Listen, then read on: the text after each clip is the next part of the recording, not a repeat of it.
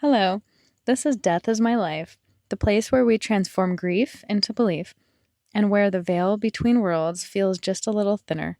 I'm Jolene, your guide through stories of love, after death, signs from beyond, end of life rituals, and the inner transformations that are awakened by loss.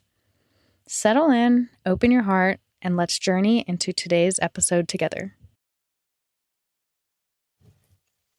This episode is brought to you by Havern Cabinetry and Design, a family business built on more than 50 years of master craftsmanship.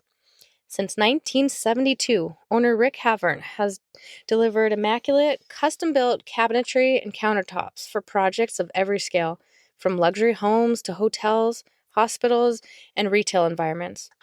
Whether you're renovating a home or outfitting an entire building, their work will exceed your expectations. Learn more or request a quote at haverncabinetry.com. Link in the show notes.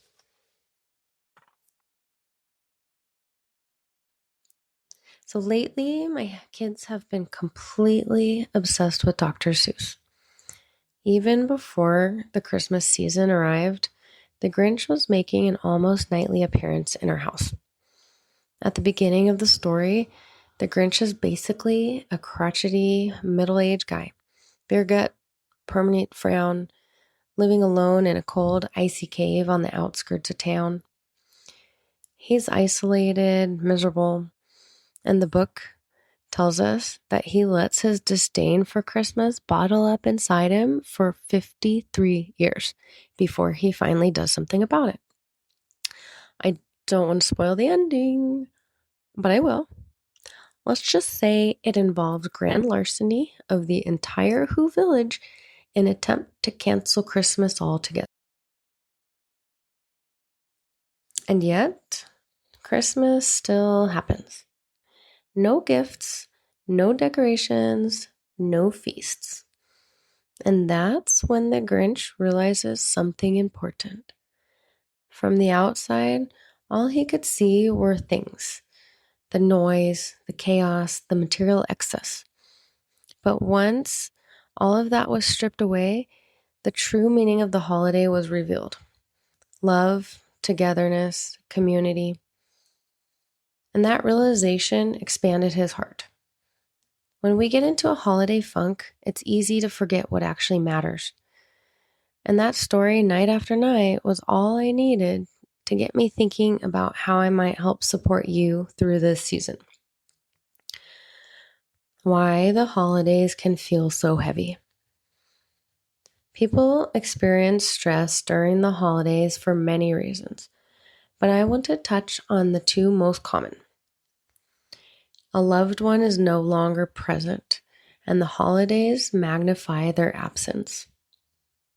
The meaning of the season becomes blurred, hidden beneath presents, wrapping paper, decorations, parties, and feasts. Today, I'm going to share both practical and spiritual ways that may help make the holidays more enjoyable again, or at the very least, less depressing. Let's start with the practical side. Some practical ways to lighten up the holidays. The time, energy, and money poured into the holidays are not small things. I believe most traditions started with positive intentions, and over time, many have drifted out of alignment. This season, give yourself permission to evaluate your traditions. Keep what serves you. Release or adjust what doesn't. Here are a few simple ways to make things lighter. Managing the feast. Instead of one person managing the entire meal, consider a potluck. Choose a loose food theme and let people bring what they want. You'll probably end up with more food and less stress than if you did it all yourself. Let go of the mental checklist of must-have dishes.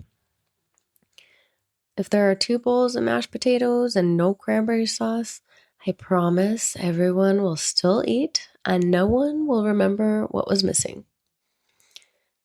2, the gift-giving fiasco. Let's release the idea that every gift must be brand new and wrapped in plastic. Reframe it as one person's unused item is another person's treasure. Gifting something meaningful that you already own reduces waste, saves money, and carries real energy and intention. My oldest daughter and I love thrift shopping.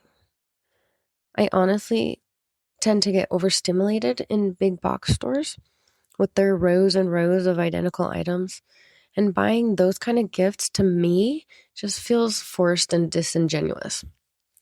I've noticed the shoppers in the smaller stores are nicer. People smile and talk to me as opposed to the big box stores where everybody is hustling and bustling. Now, if you love that kind of big shopping, please continue doing it. I am not judging you, and I'm not even judging receiving those kind of items. I just personally have a more pleasant experience shopping at smaller shops, especially of the second-hand nature, and you may too.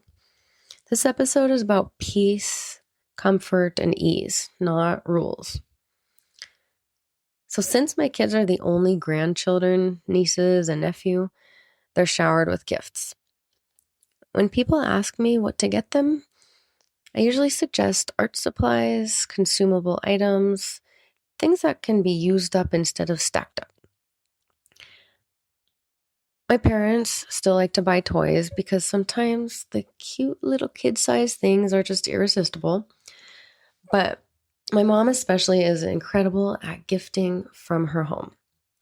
This year on Thanksgiving, she got my oldest daughter a stunning set of items that she no longer used. Old ink bottles, quills with traces of dried ink, nothing brand new, but everything functional and magical. To my daughter, it was perfect.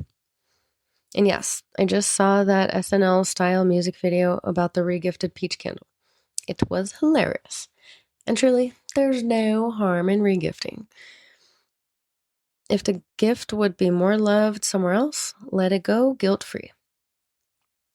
Be direct about what you want. If someone asks you what you want, tell them. My mother-in-law asked me this year, and I know she's a practical buyer. So I told her exactly what I wanted. King-size flannel sheets. I also need a comforter. Young kids are extremely destructive for such small packages. But my first thought was, oh, that's a big ask. Then I remembered, I should not judge her budget. I don't know what it is. I don't know how much she wants to buy for everybody. So I added, that's all I want and need. But if you're looking for more, I could also use a new comforter. So now the decision is hers. She might get the sheets, or she might get soap, mixed nuts, and socks. I'll be happy either way. If you're curious, I'll post the outcome on Patreon after Christmas. Being direct streamlines gift giving and makes receiving easier because you know it's something you'll actually use and love. So, side note on expectations. If you ever need to reset the bar, last year I gave my husband a handmade coupon book with 4 very valuable coupons. He said, "You already do this stuff," and threw it in the trash. So this year, no matter what he gets, it will be better than last year. So now let's go deeper into the spiritual side of the holidays. The holidays can be incredibly triggering, especially when we're grieving. You may be mourning a loved one, the way holidays used to feel, the brightness that person brought to the season. It's important to acknowledge that pain and to accept that some grief doesn't disappear. It simply changes shape over time. You will miss that person forever. That doesn't need to be fixed or minimized. Here are a few spiritual perspectives that you may want to explore. Honoring loved ones who have passed. If you look far back enough in history, Most cultures held holiday rituals that honored ancestors. Loved ones who had passed were believed to be especially present during times of celebration. Families set out offerings, spoke their names, and kept their presence alive. While this may sound archaic, sit with the idea and see if it resonates. Some people talk to their loved ones who have passed, place photos amidst the holiday decor, create a little altar or remembrance space. I have a very well-grounded aunt who speaks to her husband's ashes as if he were still there with her. When we visited her, we joined in the conversation, and it felt surprisingly natural and comforting. Instead of suppressing memories, consider inviting them in. Community.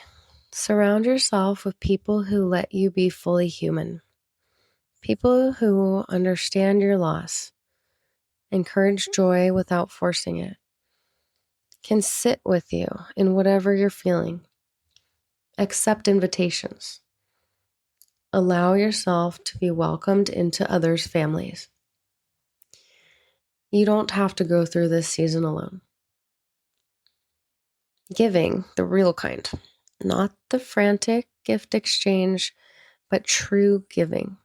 Ask yourself, can I volunteer? Can I help wrap gifts? Can I support a community kitchen? Can I make care packages for people who need them? Giving grounds us. It shifts our focus outwards. And it fills the spiritual cup in ways shopping just can't. So when the holiday blues start to creep in, take a step back. Remember what truly matters. Realign your traditions with your values. Find solace in community. Hold the people around you close. The holidays don't have to look the way they always have. They just need to feel honest.